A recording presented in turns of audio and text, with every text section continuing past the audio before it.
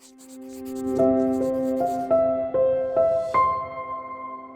name is Tom Nettles, and I have taught here at this seminary where we're sitting in the teacher's lounge at Southern Baptist Theological Seminary. And I taught here for 17 years and retired, and I've been a senior professor now for 5 years.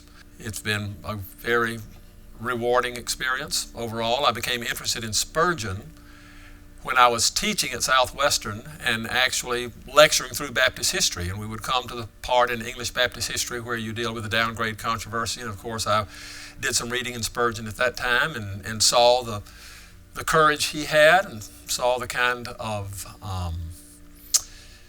consistency and conscientious commitment to truth over position.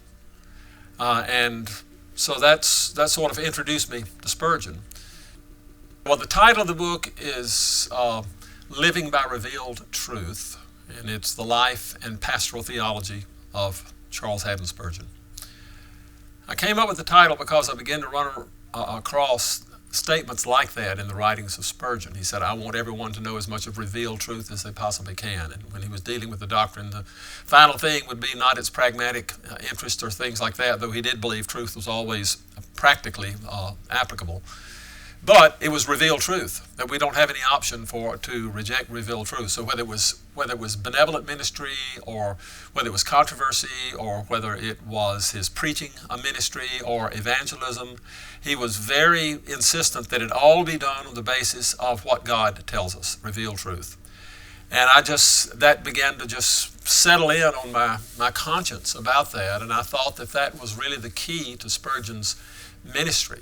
That is what he wanted his life to reflect, that his confidence that God had been gracious and had revealed to us who he was, how he was to be worshiped, how we can be saved, what the future is, what we're really like.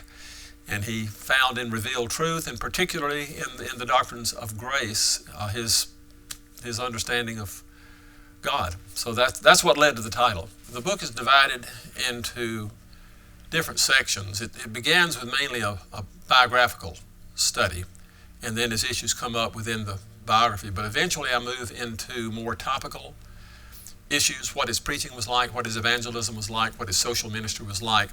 And I try to cover it chronologically within those chapters. So it moves from a more biographical setting to this topical setting.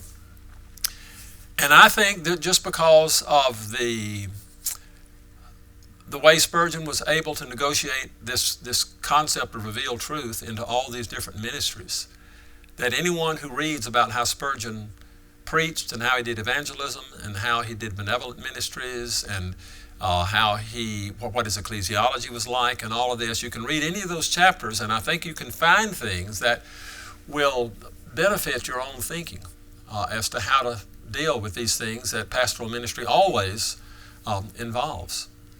And so the